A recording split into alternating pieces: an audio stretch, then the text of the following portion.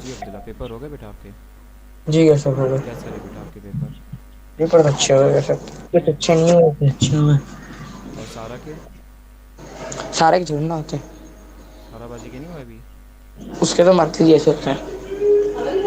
अभी सारा बहुत तंग करती है, पढ़ती नहीं है, हैं? एक सेकंड।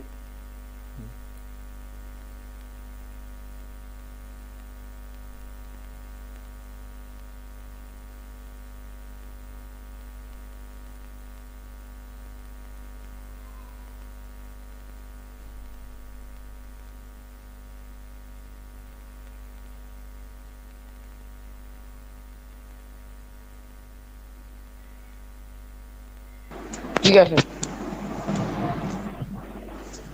कैसे पर 10 मिनट की क्लास बनाना है आज। अच्छा, ओके।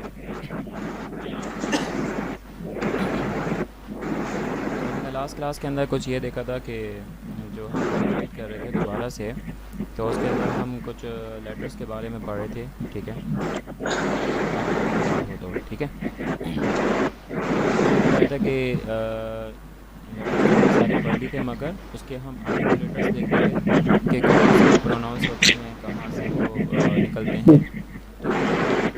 क्या तो आवाज बढ़ा सकते हैं आप उसमें? मेरी आवाज़ बढ़ी भी है। अच्छा। हम्म। तो कहाँ से वो प्रोनाउंस होते हैं, कहाँ से वो निकलते हैं, तो जब हमने फ़र्स्ट लेसन पढ़ा था तो फर्स्ट लेसन के इन्होंने कहा था कि हमारे पास 7 लेटर्स होते हैं जिनको हम थिकर वॉइस के साथ प्रोनाउंस करते हैं, और 4 लेटर्स वो होते हैं जी। जिनको हम अपने लिप से प्रोनाउंस करते हैं, ठीक है? ठीक। तो 7 लेटर्स हम अपने थिकर वॉइस के साथ प्रोनाउंस करते हैं, मगर उन्होंने ये मेंशन नहीं किया था कहाँ से प्रोनाउंस करते हैं, ठीक है? ठीक है सर। तो फिर हमने उनका आर्टिकुलेटर ऑर्गन ऑफ चार्ट जो है ना, ये वाला जो चार्ट है, हमने ये देखने की ज़रूरत पड़ गई।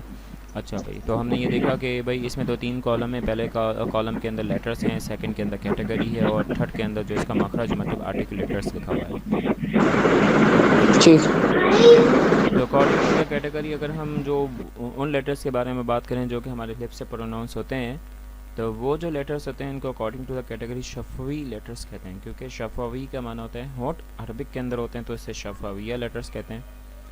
तो अगर हम पार्टिकुलरिटी एक एक के बारे में बात करें ख़ास तौर पे, तो वाव के बारे में अगर हम बात करते हैं तो वाव के बारे में ये कहते हैं कि वाव प्रोनाउंस करते हैं rounding off the both lips कि जब हम इसको प्रोनाउंस करते हैं तो हमारे दोनों होठ, ऊपर वाले होठ जो होते हैं और ये जो नीचे वाले जो होठ होते हैं, ये दोनों गोल हो जाते हैं, ठीक है?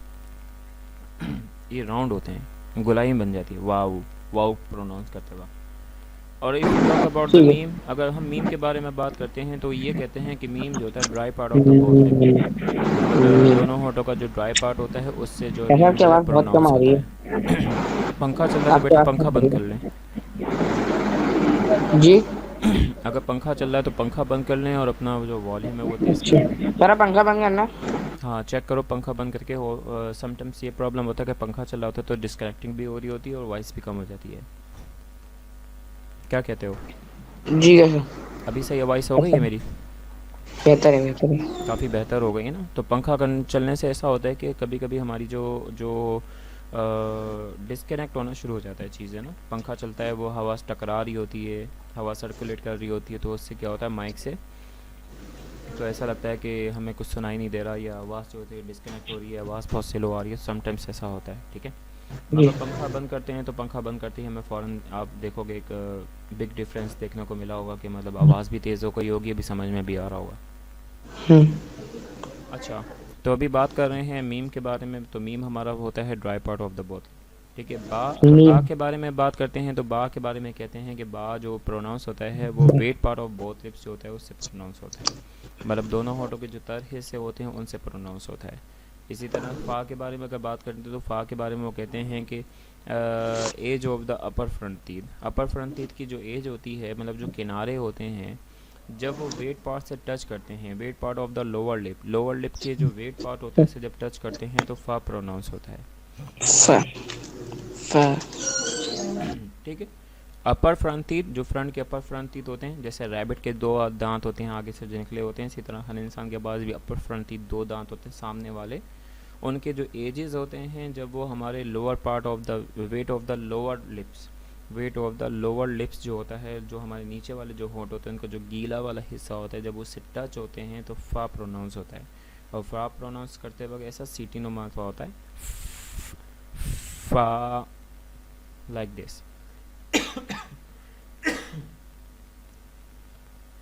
तो आई होप सो कि ये वाले 4 लेटर्स तो आपको समझ में आ गए होंगे, क्योंकि ये प्रोनाउंस हो रहे हैं हमारे होंठों से। अच्छा, इसके अलावा जो है हालांकि लेटर्स आगे चल के भी हमें बहुत ज़्यादा मदद देने वाले हैं, तो ये हमें सबसे ज़्यादा याद होने चाहिए हलकिया लेटर्स। हलकिया, यू नो कि हलकी, हलकिया ये सेम है कि हम इसका माना होता है थ्रॉट। हल गले को कहते हैं, गला, हलक, सही है। तो ये सारी चीज़, तो इसी तरह से इसका नाम है हलकिया। अरबिक के अंदर भी हलकिया कहते हैं। तो अगर हमज़ा हा के बारे में, if you talk about the हमज़ा हा, so you can see here that we pronounce from the bottom part of the throat, हमज़ा हा। And ain ha we pronounce from the middle part of the throat, and ghain ha we pronounce from the top part of the throat. Okay, अगर हम यहाँ पे अपना एक मुंह बना लें, और ये हमारी गर्दन हो गई, और ये हमारे 2 शोल्डर्स हो गए, ये हमारा चेस्ट हो गया। तो वो ये कहना चाह रहे हैं कि गhain खा जो है, गhain खा आपका top part of the throat से प्रोनाउंस होता है।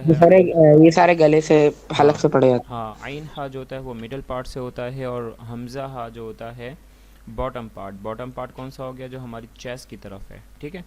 तो अगर हलक ये मुंह है, और ये हमारा हलक, ये थोड़ा लंबा बना लेता हूँ, ये शोल्डर आ गए, ये फिर चेस्ट आ गया। तो हलक के भी हमें, ये जो हलक है इसके 3 हिस्से करने पड़ेंगे।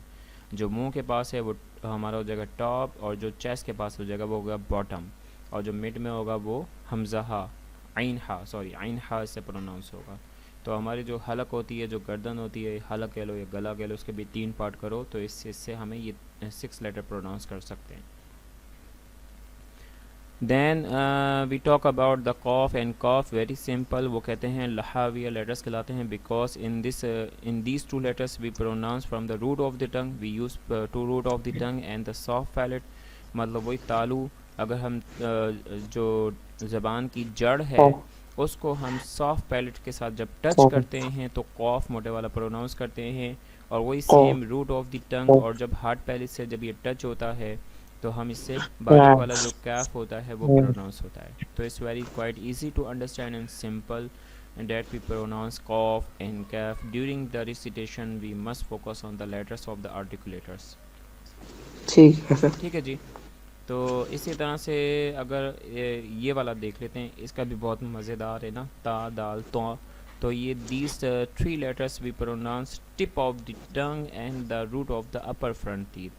ठीक है जी, टिप ऑफ द टंग वही ज़बान की नोक हो गई, और root of the upper front teeth, जो अपर वाले तीत हैं ना, जो ऊपर वाले तीत हैं उसकी जो जड़ है, जहाँ से वो जो दांत जो है वो निकलना शुरू होता है, उसकी जो जड़ है उसके ऊपर जब हम ये टिप ऑफ द टंग जो है टच करते हैं तो उससे 3 लेटर्स जो होते हैं वो प्रोनाउंस सर अपने याद कैसे रखेंगे, क्योंकि ज़्यादा है ना, बहुत ज़्यादा।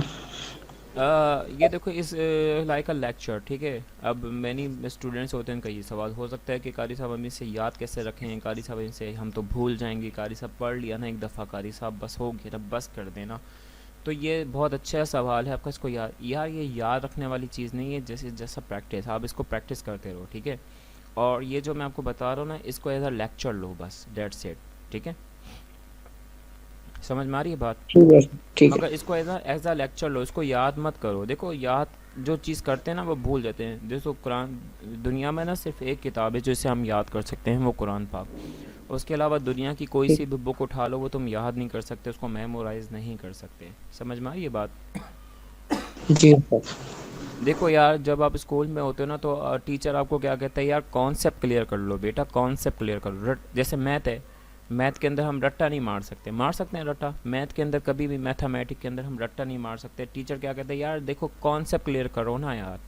आपका जब कॉन्सेप्ट क्लियर हो गया तो क्या हो गया, आपको वो चीज़ याद रहेगी हमेशा। जैसे मैथ सिंपल सी बात करें, 2+2, ठीक है, +2 इक्वल टू कितना हो गया, 6 हो गया, ठीक है ना। 2+2+2 कितना हो गया, 6 हो गया।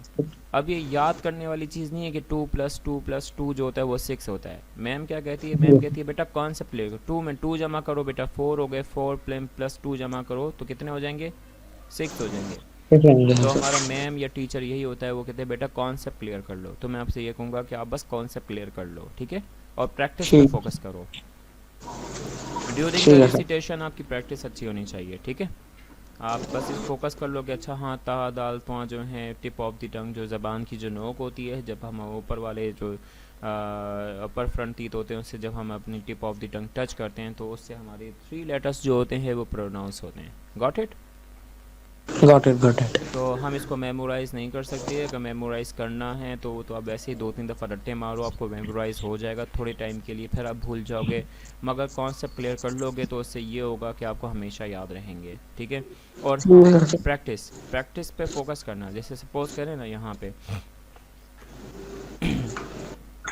ये हमारा जैसे कि कह लो कि ये है सूरतुन्नास। सूरतुन्नास के अंदर क्या है, अब जैसे मैंने आपको कहा कि कॉफ कहाँ से प्रोनाउंस होता है, कुल रूट ऑफ द टंग कुल और सॉफ्ट पैलेट। बिन्नस। हाँ, इसको सिंपल ही याद रख लो कि कॉफ मोटा करके पढ़ना है भाई, मुस्तालिया लेटर से कॉफ आता है ना, मुस्तालिया लेटर्स में से खौ, ठीक है सर। सॉद, द्वा, त्वा, ज़ा, गैन, कॉफ।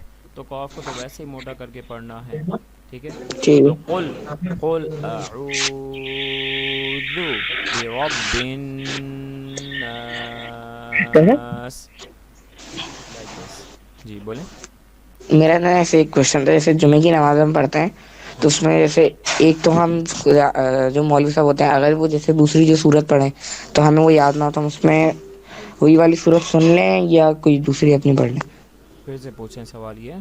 जैसे जुमे की नमाज होती है तो उसमें मौलवी साहब जब पढ़ाते हैं तो एक हम्म। अल्हम्दुलिल्लाह उसके बाद जो सूरत होती है हम्म। तो अगर वो वाली सूरत जो हमें पढ़ा रहे हो हमें ना याद हो तो हम अपनी सूरत कोई पढ़ लें या उन्हीं की सुन लें। देखो बेटा, नमाज के अंदर देखो मैं आपको सिंपल कॉन्सेप्ट है कि हम देखो ऐसा होता है ना कि जैसे कि एक गाड़ी है जिसके अंदर हम ट्रैवल कर रहे हैं, ठीक है। जी। गाड़ी है जिसके अंदर हम ट्रैवल कर रहे हैं, वो गाड़ी कराची की तरफ जा रही है। तो पैसेंजर क्या और करते हैं, ड्राइवर। पैसेंजर हर पैसेंजर उसकी ड्राइविंग सीट पे आके तो नहीं बैठ जाता ना। हम्म। तो वो तो ड्राइवर का काम होता है कि वो ड्राइवर, अगर ड्राइवर गलती करेगा तो हम सब मर जाएंगे नहीं मरेंगे, ये बताओ। ड्राइवर की गलती है। ड्राइवर की गलती से हमको नुकसान होगा नहीं होगा, ये बताओ। ड्राइवर की गलती से होगा। ड्राइवर की गलती से हमें नुकसान होगा। अगर हम ड्राइवर सही चूज़ करेंगे तो क्या होगा, तो नहीं होगा नुकसान। नुकसान नहीं होगा। ड्राइवर हमें सही सलामत जो है कराची पहुंचा देगा। इमाम साहब जो हैं वो ड्राइवर हैं और हम सब जो उनके पीछे खड़े होते हैं हम सब पैसेंजर होते हैं, ठीक है। तो ज़रूरी नहीं है कि इमाम साहब कह रहे हैं अल्हम्दुलिल्लाहि रब्बिल आलमीन तो आप भी इनके साथ कह रहे हैं अल्हम्दुलिल्लाहि रब्बिल आलमीन, क्योंकि हम उनको फॉलो कर रहे हैं, ठीक है, उनको फॉलो जी। कर रहे हैं, ठीक है। तो अगर वो कोई और सूरत पढ़ रहे तो हम कोई और पढ़ लें। नहीं, वो अगर सूरत पढ़ रहे हैं तो आप खामोशी से सुने ना उन्हें। ठीक है। हमारा काम ये है कि हम उन्हें खामोशी से सुने। अगर वो पढ़ रहे हैं कुल अऊज़ु बिरब्बिन नास तो हम उनके साथ पढ़ेंगे नहीं, बल्कि हम उन्हें खामोशी से सुनेंगे, ठीक है। ठीक है सर। ठीक ठीक है। है। चलो एक चीज़ कहता हूँ, आप इनफरादी तौर पे एक नमाज़ पढ़ रहे हैं, ठीक है। मतलब वो किसी करा इमाम के दीजिए। इनफरादी का मतलब है किसी इमाम के पीछे नहीं, सेपरेटली एक नमाज़ पढ़ रहे हो, ठीक है। ठीक है। सेपरेटली नमाज़ पढ़ने में क्या है, अगर आप आपने 2 रकत नमाज़ पढ़ रहे हैं और आखिरी रकत में आप तशहुद में मतलब उसमें बैठे हुए हैं, ठीक है। मतलब ये आप बैठे वो उसमें बैठे वो ये आपके हाथ हैं जो कि उसमें तशहुद जिसमें अत्तहियात पढ़ते हैं, जी कायदा में सर। बैठे हुए हो। आप पढ़ो अत्तहियातु लिल्लाहि वस्सलावात। अगर आप भूल जाओगे तो आपको क्या करना पड़ेगा, सजदा सहव करना पड़ेगा, ठीक है। आप सलाम फेरेंगे, जी। 2 दफ़ा और सजदे करेंगे, क्योंकि आपने अगर इसके अंदर गलती की होगी तो आपको दोबारा से सजदा सहव करके अपनी हाँ गलती को। जैसे वो कैसे करते हैं सजदा साहब जैसे पहले फिर नमाज पूरी पढ़ के हम्म। दोनों अगर तरफ आपके दोनों तरफ नमाज के अंदर सलाम करते हैं तरफ कहीं करते हैं। पे गलती हो गई, कहीं से आपका वाजिब छूट गया है, वाजिब तो पता है ना आपको, वाजिब क्या होते हैं, जी जी वाजिब जी। छूट गया बता है। रहा जैसे सपोज़ करें कि रुकू में जाके 3 दफ़ा या एक मतलब ऐसा खड़ा करना भूल होना, गए। रुकू में जाके इतनी देर मतलब सुबहान रब्बियल अज़ीम सुबहान रब्बियल अज़ीम 3 दफ़ा सुबहान रब्बियल आला की मिकदार ठहरना, और फिर उसके बाद समी अल्लाहु लिमन हमीदा कहते वक्त ठीक है ना, क़याम के अंदर मतलब सीधे खड़े होकर ठहरना। तो ये सारी चीज़ें वाजिब हैं, ठीक है। जी। तो अगर वाजिबात छूट जाएंगे तो क्या होगा कि हमें सजदा सहव करना पड़ेगा, ठीक है। तो क्या सब हम दोनों तरफ सलाम करते हैं, एक तरफ करते हैं फिर बस सजदे साहब एक दफ़ा करते हैं? एक तरफ सलाम करेंगे, सलाम करने के बाद 2 दफ़ा सजदे करेंगे, दोबारा से अत्तहियात पढ़ेंगे, दुरूद इब्राहिमी ठीक। पढ़ेंगे, दुआ पढ़ेंगे, सलाम फेर देंगे, वन साइड और टू साइड, बस नमाज से बाहर आ ठीक। जाएंगे, ठीक है। और कैसा फर्ज में हम ये कर सकते हैं ना कि पहले दो में अल्हम्दुलिल्लाह के बाद सूरत पढ़े, फिर तीसरे में पढ़े वो हमारे ऊपर है, ना पढ़े। किसके अंदर, फ़र्ज़ के अंदर? जी। हाँ, फ़र्ज़ के अंदर ऐसा है कि पहली रकत के अंदर हम सॉरी सूरतुल फातिहा के बाद जो है सूरत मिलाएंगे, इंक्लूड करेंगे, शामिल करेंगे सूरत को। सेकंड रकत के अंदर भी हम सूरतुल फातिहा के बाद जो है सूरत को इंक्लूड करेंगे, मगर थर्ड और फोर्थ के अंदर नहीं करेंगे अगर 4 रकत वाली नमाज़ पढ़ रहे हैं, ठीक है। उसमें सिर्फ सूरतुल फातिहा पढ़ेंगे और जैसे तीन अल्लाह। रकात वाली पढ़ रहे हो वैसे तो? 3 रकत वाली जैसे मगरिब की नमाज है तो उसके अंदर जी। क्या करेंगे, 2 रकत के अंदर इंक्लूड करेंगे और थर्ड रकत के अंदर इंक्लूड नहीं करेंगे, मगर अब वो 3 रकत। सुनना तो फर्ज है कुछ भी हो। सुन्नत तो देखो 3 रकत नहीं होती है ना, नफिल भी 3 रकत नहीं होते, सिर्फ फ़र्ज़ है। ठीक एक वाहिद फ़र्ज़ है, मगरिब के फ़र्ज़ हैं जो 3 रकत होते हैं। और हाँ, है। जुम्मे की नमाज में तो वैसे वितर की पता है क्या नमाज, सुनना। वितर की नमाज होती है, वितर की नमाज वाजिब है, ठीक है। और वाजिब ठीक। क्या होता है, फ़र्ज़ के कायम मुकाम होता है, फ़र्ज़ के इक्वल होता है, ठीक है। तो वितर के अंदर क्या करते हैं, तीसरी रकत में सूरत पढ़ते हैं, उसके साथ मतलब सूरतुल फातिहा के साथ एक सूरत को इंक्लूड करते हैं, फिर अल्लाह अकबर कह के रुकू में नहीं जाते, बल्कि अल्लाह अकबर कह के अपने हाथों को हाथ टच करते हैं, दोबारा हाथ बनते हैं, फिर दुआ कुनूत पढ़ते हैं, अल्लाहुम्मा इन्ना नस्तईनुका व ठीक है। नस्तगफिरुका व नुमिनु बिका, ये वाली दुआ पढ़ते हैं। जैसा जुम्मे की नमाज में भी तो होते हैं 4 सुन्नत जो मैं पढ़ता हूँ। जुम्मे की नमाज में 4 सुन्नत होती है पहले, फिर आप वो वाली नमाज पढ़ेंगे, और वो जुम्मे की सुन्नत होती है, ज़ोहर की नहीं होती, ठीक है। तो उसमें भी ये कर सकते हैं, दो पहले पढ़ के उसको सूरत पे। सुन्नत के अंदर क्या रखेंगे, अगर 4 रकत वाली सुन्नत पढ़ रहे हैं, कौन सी, 4 रकत वाली सुन्नत पढ़ रहे हैं, तो उसके अंदर हर रकत के अंदर हम सूरतुल फातिहा के बाद सूरत को इंक्लूड करेंगे, तीसरी के अंदर भी, चौथी के अंदर भी, पहली के अंदर भी, दूसरी के अंदर भी। सुन्नत के अंदर। सुन्नत के अंदर करेंगे, फ़र्ज़ के अंदर नहीं करेंगे, ठीक है। ठीक है। अगर सुन्नत पढ़ रहे हो कैसे ना। आज तो मैं इंक्लूड नहीं किया था, सुन्नत पढ़ रहा था ना आज। तो हम्म। इंक्लूड करना वो नहीं कर पाया, तो मुझे याद ही ना हो।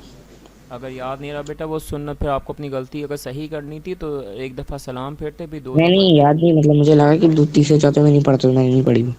नहीं पढ़ी ना, इससे। तो ये गलती कर दी आपने, देखो अगर तीसरी के अंदर नहीं पढ़ी है, चौथी के अंदर नहीं करी, तो गलती करी है, ठीक है। अब क्या करूँ? अब देखें, जो गलती हो गई वो तो हो गई, नेक्स्ट टाइम वो गलती नहीं करना, क्योंकि सुन्नत जो है ना, सुन्नत को हम बाद में, जैसे जैसे फ़र्ज़ नमाज कज़ा हो गई तो बाद में पढ़ सकते हैं, तो सुन्नत और नफिल नहीं पढ़ सकते हम लोग, ठीक है। वो ठीक है। ज़िंदगी में एक ही दफ़ा पढ़ सकते हैं हम, ठीक। ठीक है। एक दफ़ा गलती हो गई तो ख़त्म हो गई, अब वो सही नेक्स्ट टाइम नहीं करना। तीसरी और चौथी रकत में सूरतुल फातिहा के बस सूरत को इंक्लूड करना, ठीक है।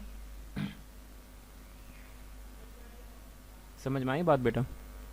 ठीक है सर।